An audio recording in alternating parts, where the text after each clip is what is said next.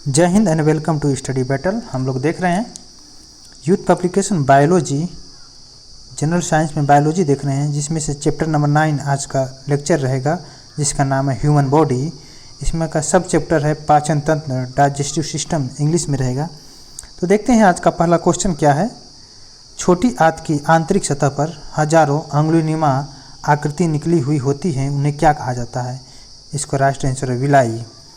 देखिए, छोटी आंत की जो आंतरिक सतह पर हजारों अंगुलीनुमा जो आकृति निकली हुई होती है, उसे बोलते हैं रसांकुर या विल्ली कहते हैं, जिसका कार्य होता है पचे हुए भोजन से क्या पोषक तत्व जैसे ग्लूकोज, अमीनो अम्ल, वसा तथा विटामिन को अवशोषित करना तथा अवशोषण के पश्चात अपचित भोजन को बड़ी आंत में भेज देता है। देखिए, विल्ली कहाँ पाया जाता है? विलाई छोटी आंत में पाया जाता है। छोटी आंत के आंतरिक परत में कई अंगुलीनुमा जो संरचना होती है, उन्हें क्या बोलते हैं? सेम क्वेश्चन है, विल्ली बोलते हैं। और उस एंजाइम का नाम बताइए जो क्वेश्चन नंबर 4 है, जिनका प्रयोग प्रोटीन को पेप्टाइड में रूपांतरित करने के लिए किया जाता है। इसका राइट आंसर है pepsin. Pepsin is the right answer. Pepsin के विषय में डिटेल्स देखते हैं। पेप्सिन उन स्थितियों में भोजन के पाचन में मदद करता है जहां पाचन तंत्र भोजन को पचाने के लिए पर्याप्त एंजाइम का निर्माण नहीं कर सकता। यह एक एंजाइम है जिसके जाइमोजेन को पेट में मुख्य कोशिका द्वारा रिलीज किया जाता है। इसका मुख्य कार्य है प्रोटीन को पेप्टाइड में बदलना। हमारे जीवा पर कौन सा अभिग्राही स्थित होता है? तो हमारे जीवा पर रस संवेदी अभिग्राही स्थित होता है। जीव मुख के तल पर एक पेशी होती है जो भोजन को चबाना और निगलना आसान बनाती है। यह स्वाद अनुभव करने का प्रमुख अंग होता है। हमारे जीवा पर रस संवेदी रिसेप्टर्स पाए जाते हैं जो स्वाद के प्रति संवेदनशील तंत्रिका कोशिका होती हैं। ये कोशिका भोजन में रसायनों के प्रति संवेदनशील होती हैं। जीव मूल रूप से 4 प्रकार के स्वाद के संवेदनशील होते हैं, जिसमें नमकीन, खट्टा, कड़वा तथा मीठा होता है। इसके अलावा देखते हैं सामान्य परिस्थितियों में अम्ल की अभिक्रिया से पेट की अंदरूनी परत को बचाने का कार्य कौन करता है? इसका राइट आंसर बलगम करता है। देखिए, अम्ल की अभिक्रिया से पेट की अंदरूनी परत को बचाने का कार्य बलगम करता है। पेट की दीवारों में गैस्ट्रिक ग्रंथियाँ होती है जो एक एंजाइम पेप्सिन, बलगम और हाइड्रोक्लोरिक अम्ल को स्रावित करने में मदद करती है।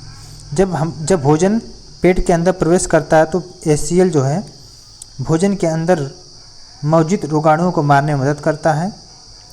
यह एसिड की क्रिया का कारण बनता है और पेट की भीतरी परत को क्या करता है? जला देता है, जो आंत में जलन तथा दर्द पैदा करता है। पेट की दीवारों को एसिड से बचाने के लिए बलगम स्रावित होता है।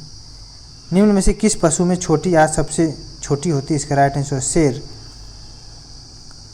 शाकाहारियों की अपेक्षा मांसाहारी जंतुओं में छोटी आंत है। देखिए, बहुत इंपॉर्टेंट क्वेश्चन है। शाकाहारियों की अपेक्षा मांसाहारी में छोटी आंत होती है। शाकाहारी में सेलुलोज को पचाने में ज़्यादा समय लगता है, इसलिए क्योंकि एंजाइम जो होता है जुगाली करने के लिए जीवाणुओं द्वारा निर्मित होता है। बहुत इंपॉर्टेंट क्वेश्चन है, अब इसे इंपॉर्टेंट मार्क लगा लीजिए।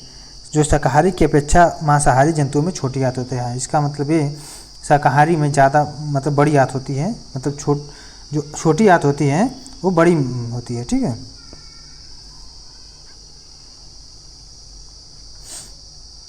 नेक्स्ट क्वेश्चन, निम्न में से किस अंग की व्याधियों के निदान के लिए EEG इलेक्ट्रोएन्सेफेलोग्राम परीक्षण किया जाता है? तो इसका राइट आंसर है क्या? राइट आंसर इसका मस्तिष्क होगा। मस्तिष्क इसका राइट आंसर है। देखिए, EEG की मदद की तकनीक की मदद से मस्तिष्क की गतिविधियों के आधार पर मानसिक अवस्था की सामान्य और असामान्य स्थितियों का पता लगाया जाता है। इसके द्वारा न्यूरॉन्स की इलेक्ट्रिकल गतिविधियों को रिकॉर्ड किया जाता है। देखिए, पित्तरस का स्रावण होता है यकृत से होता है। देखिए, बहुत इंपॉर्टेंट क्वेश्चन है। यकृत जो मानव शरीर की सबसे बड़ी ग्रंथि है, जो डायाफ्राम के नीचे उदर गुहा में स्थित होती है। यकृत कोशिकाओं का एक विशिष्ट प्रकार के द्रव का स्रावण करती हैं, जिसे पित्तरस कहते हैं। पित्तरस जो होता है हरे पीले रंग का क्षारीय तरल पदार्थ होता है, जिसका pH मान 7.6 से 7.7 होता है। भोजन के अम्लीय माध्यम को क्षारीय बनाया जाता है। इसमें कोई पाचन एंजाइम नहीं होता है। यह भोजन में उपस्थित बैक्टीरिया को नष्ट करता है तथा वसा का पायसीकरण करता है। मानव में पित्त का श्रावण होता है, तो पित्त का श्रावण यकृत में होता है। बाइल का श्रावण होता है जिगर से, जिगर में से यकृत। और मानव पाचन तंत्र में पित्त का श्रावण जो होता है आपने भी देखा है। सेम क्वेश्चन ये भी है। अब आते हैं, हम देखते हैं नेक्स्ट क्वेश्चन में। क्वेश्चन नंबर सेम क्वेश्चन है। देखिए, मानव में इसमें से किसी पचाया नहीं जा सकता है, तो इसका राइट आंसर है सेलुलोज को पचाया नहीं जा सकता है। जो सेलुलोज का पाचन मानव द्वारा नहीं किया जाता। सेलुलोज क्या होता है? पेड़ पौधों की कोशिका भित्तियों का प्रमुख अवयव है। हरे पेड़ पौधों में कोशिका भित्ति सेलुलोज की बनी होती है।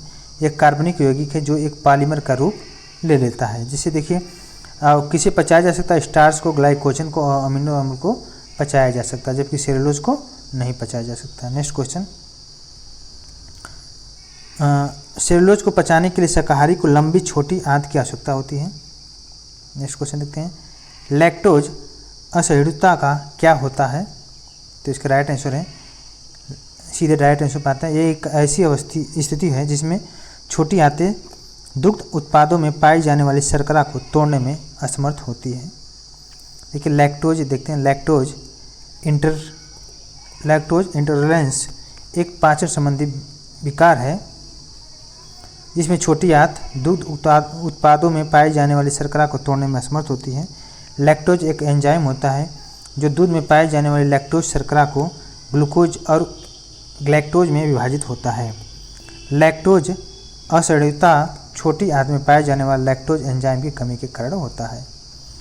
नेक्स्ट क्वेश्चन देखते हैं, मनुष्यों में भोजन के पाचन की प्रक्रिया में शुरू होती है और पूर्ण होती है। इसका राइट आंसर है मुंह, छोटी आंत। ठीक है, छोटी आंत मानव पाचन तंत्र का एक हिस्सा है जहां भोजन का पाचन होता है। यह पेट और बड़ी आंत के बीच स्थित होता है। अग्नाशयी नलिका के माध्यम से पाचन में मदद करने के लिए पित्त और अग्नाशयी रस को क्या करता है? शोषित करता है। नेक्स्ट क्वेश्चन देखते हैं, खुर वाले जानवरों के अमाशय का सबसे बड़ा हिस्सा कौन सा होता है? इसका राइट आंसर रूमेन होता है। निम्नलिखित में से कौन मानव की आहार नाल का हिस्सा नहीं है? तो इसका राइट आंसर है श्वास नली नहीं है, मलाशय है, ग्रास नली और ग्रसनी है, श्वास नली नहीं है। देखिए, इसके विषय में थोड़ा डिटेल्स देखते हैं। मनुष्य में 8 से 10 मीटर लंबी आहार नाल होती है जो मुख से लेकर मल द्वार तक फैली होती है। आहार नाल प्रायः 5 भागों में बटा होता है। जैसे पहला भाग मुख हो गया, पहले स्टार्टिंग से मुख होता है। मुख के बाद ग्रसनी, ग्रसनी के बाद ग्रास नली, ग्रास नली के बाद अमाशय, अमाशय के बाद आंत होता है। इसका मुख्य कार्य होता है कि भोजन के अवयवों को पचाना तथा शरीर के सभी भागों में पहुंचाना है। ठीक है, आहार नाल का काम होता है। भोजन के घटक जैसे प्रोटीन, कार्बोहाइड्रेट, वसा, विटामिन और खनिज तथा लवण तथा जल है। श्वास नलिका सांस लेने में सहायक होती है जो गले को फेफड़े से जोड़ती है और वायु का आदान प्रदान करती है। नेक्स्ट क्वेश्चन देखते हैं, निम्नलिखित में से कौन सी ग्रंथि मानव शरीर में पाई जाने वाली सबसे बड़ी ग्रंथि होती है? इसका राइट आंसर है यकृत। यकृत का जो सबसे बड़ी ग्रंथि है, इसका वजन लगभग 1.5 से लेकर 2 किलोग्राम तक होता है। यकृत द्वारा पित्त रस का स्राव होता है। आंत में उपस्थित एंजाइम की क्रिया को तीव्र करता है। यकृत प्रोटीन की अधिकतम मात्रा को कार्बोहाइड्रेट में परिवर्तित कर श्वेत ग्रंथि पसीने की ग्रंथि होती है। ठीक है, और जिसे पसीना श्रावण होता है। जो श्वेत ग्रंथि होती है क्या होती है? पसीने की ग्रंथि होती है। स्तन ग्रंथियाँ जो होती हैं स्तनों में पाया जाता है। देखिए, निम्नलिखित में से किसका आकार साइज सबसे बड़ा है? यकृत। सेम क्वेश्चन देखिए। अब आते हैं क्वेश्चन नंबर 26 देखते हैं, हमारा पेट निम्नलिखित में से किस अम्ल का उत्पादन करता है जो पाचन क्रिया में सहायक होता है? तो हाइड्रोक्लोरिक अम्ल, HCl। ऑप्शन नंबर सी इसका राइट आंसर है। इसके विषय में देख लेते हैं। मानव का पाचन तंत्र आहार नाल एवं इससे जुड़ी ग्रंथियों से निर्मित होता है। आहार नाल मुख्यतः मुखगुहा, ग्रसनी, ग्रास नली, अमाशय, छोटी आंत एवं बड़ी आंत की संयुक्त संरचना होता है, जबकि यकृत और अमाशय, अग्नाशय आहार नाल से जुड़ी पाचन ग्रंथियाँ होती हैं। मनुष्य के पेट में हाइड्रोक्लोरिक अम्ल उत्सर्जित होता है। अमाशय की ऑक्सीटिक कोशिकाएं हाइड्रोक्लोरिक अम्ल का स्रावण करती हैं जो कि टायलिन की क्रिया को रोकता है और भोजन को अम्लीय बनाता है। यह हानिकारक जीवाणु को नष्ट करता है तथा भोजन को सड़ने से बचाता है। हाइड्रोक्लोरिक अम्ल निष्क्रिय पेप्सिनोजेन को सक्रिय पेप्सिन नामक एंजाइम में परिवर्तित कर देता है। पाचन में मदद करने के लिए शरीर में कौन सा एसिड प्रयोग किया जाता है? इसका राइट आंसर हाइड्रोक्लोरिक अम्ल। देखिए इसमें से कौन सा कथन सही नहीं, इसको देखते हैं। तो पहला एक कथन सही नहीं है, यकृत और अग्नाशय का स्रावण अमाशय में होता है, ये गलत है। बाकी सब सही है। देखिए सही वाला ऑप्शन देखते हैं, गैस्ट्रिक ग्रंथियाँ अमाशय में हाइड्रोक्लोरिक अम्ल और पेप्सिन एंजाइम और श्लेष्मा मुक्त करती हैं। इसके अलावा श्लेष्मा अमाशय की अंदरूनी परत को अम्ल से बचाता है। डी है हाइड्रोक्लोरिक अम्ल पेप्सिन एंजाइम की क्रिया को आसान बनाने के लिए एक अम्लीय माध्यम का निर्माण करता है। देखिए अग्नाशय की लैंगर-हैंस की द्वीपिकाओं की बीटा कोशिका से इंसुलिन बहुत इंपॉर्टेंट है तथा अल्फा कोशिका से ग्लूकान हार्मोन का स्राव होता है। ये कार्बोहाइड्रेट उपापचय को नियंत्रण एवं नियमन करते हैं।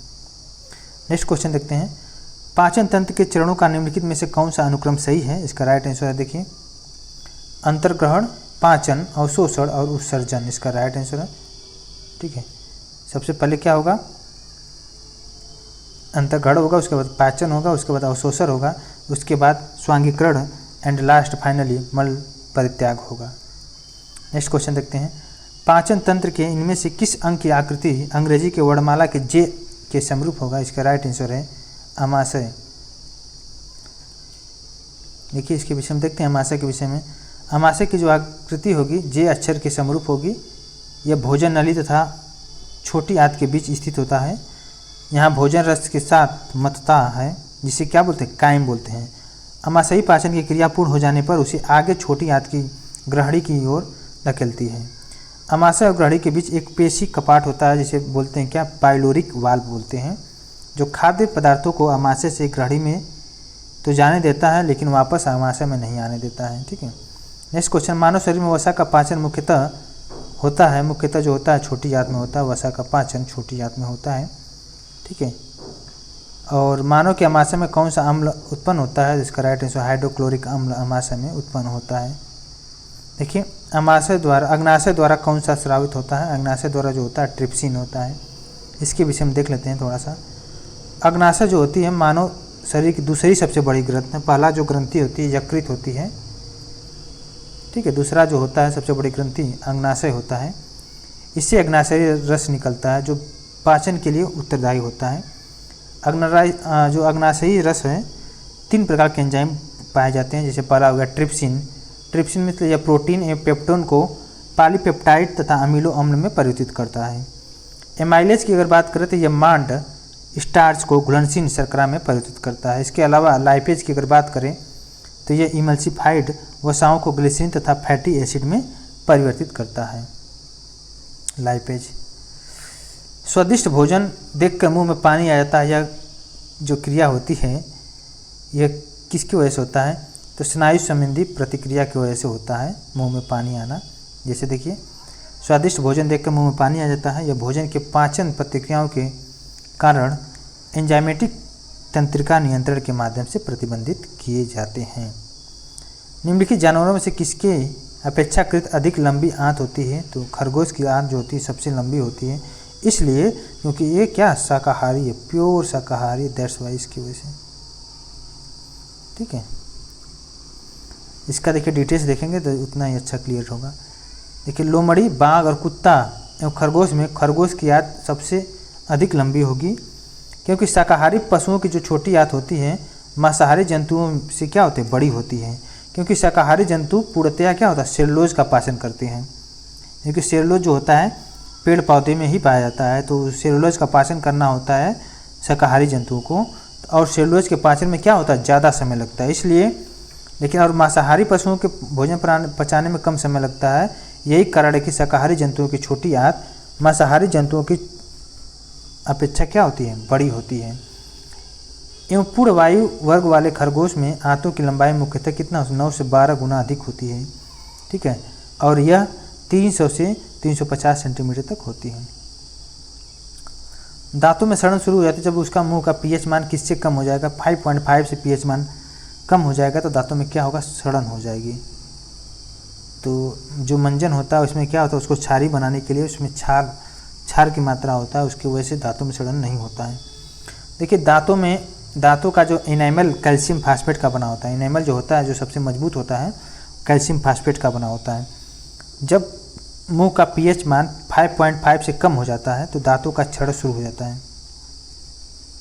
जब भोजन के अवशेष मुंह में बने रहते हैं तो मुंह में उपस्थित बैक्टीरिया भोजन को सड़ाकर अम्ल उत्पन्न करते हैं, जिससे दांतों का सड़न क्या होता है, शुरू हो जाता है। देखिए टूथ इनेमल दंतवल्क से बना होता है, जो एसिड से नष्ट हो जाने पर दांतों के क्षय का कारण बनता है। इसका राइट आंसर है कैल्शियम फास्फेट, इसका राइट आंसर है। स्वाद का पता लगाने के लिए अभिग्राहक को क्या कहते हैं, इसका राइट आंसर संवेदी अभिग्राहक बोलते हैं। नेक्स्ट क्वेश्चन, निम्नलिखित में से ऑक्सीकरण के समय अधिकतम मात्रा में ऊर्जा उत्पन्न करते हैं, इसका राइट आंसर है वसा। क्वेश्चन नंबर 40 देखते हैं, कार्बोहाइड्रेट, प्रोटीन और वसा का पूर्ण पाचन कहाँ पर होता है, इसका राइट आंसर छोटी आंत में होता है। ठीक है, एक जानवर द्वारा निस्सारित किया गया फेरोमोन क्या है? फेरोमोन एक ही जाति के जानवरों के बर्ताव पर प्रभाव डालती है फेरोमोन। प्रोटीन की कमी से निम्नलिखित में से कौन सी बीमारी होती है? प्रोटीन की कमी से क्वाशियोरकर होता है, क्वाशियोरकर। जो क्वाशियोरकर है रोग जो होता है प्रोटीन की कमी से होता है। यह 1 वर्ष से अधिक आयु के बच्चों का पोषण माँ के दूध के स्थान पर उच्च कैलोरी परंतु अल्प प्रोटीन वाला आहार देने से होता है। इसमें मांसपेशियाँ क्या होती है? लटक जाती हैं, हाथ पैर पतले हो जाते हैं, वृद्धि एवं मस्तिष्क का विकास रुक जाता है। पेयजल में आपूर्ति कोलिफॉर्म की उपस्थिति का लक्षण है, इसका राइट आंसर है 43 का राइट आंसर क्या है? डी। पेयजल की आपूर्ति में कोलिफॉर्म की उपस्थिति मानव अपशिष्ट से प्रदूषण का लक्षण है, जो विशेष रूप से कोलाई की उपस्थिति से निर्धारित होता है। जब प्रदूषित पानी को पीने या खाने बनाने में प्रयोग किया जाता है तो यह हैजा, दस्त, टाइफाइड और अमीबायोसिस और पीलिया जैसे रोग फैल जाता है। मेटाबॉलिज्म अब चयापचय संबंधित होता है 1, 2 और 3, इसका राइट आंसर शरीर में होने वाली सभी रासायनिक प्रतिक्रिया, और दूसरा है सरल अणुओं से जटिल अणुओं का संश्लेषण, और तीसरा है उपचय और अपचय। यह तीनों सही है। किस व्यक्ति के पाचन तंत्र की जांच करने के लिए इस्तेमाल किए जाने वाले यंत्र कहलाता है? पाचन तंत्र की जांच करने के लिए इसको बोलते हैं एंडोस्कोप। इसका देख लेते हैं। एंडोस्कोप उपकरण का जो प्रयोग होता है शरीर के आंतरिक अंगों की जांच के लिए किया जाता है। ओसिलोस्कोप जो होता है एक इलेक्ट्रॉनिक उपकरण है जो किसी विभवांतर को समय के सापेक्ष या किसी विभवांतर के सापेक्ष एक ग्राफ के रूप में प्रदर्शित करता है। अगर माइक्रोस्कोप का प्रयोग का देखें तो आँख से न दिखने योग्य सूक्ष्म वस्तुओं को देखने के लिए किया जाता है, तथा रेडियोग्राफ का उपयोग होता है चिकित्सा विभाग में एक्सरे के रूप में की जाती है, अर्थात यह शरीर के आंतरिक ढांचे को समझने में सहायता करता है। नेक्स्ट क्वेश्चन देखते हैं, निम्नलिखित में से कौन पाचन तंत्र का हिस्सा नहीं है? इसका राइट आंसर है हृदय। हृदय जो है पाचन तंत्र का हिस्सा नहीं है। निम्नलिखित में से किसमें होमोडोंट दांत पाए जाते हैं? इसका राइट आंसर मछली में होमोडोंट दांत पाए जाते हैं।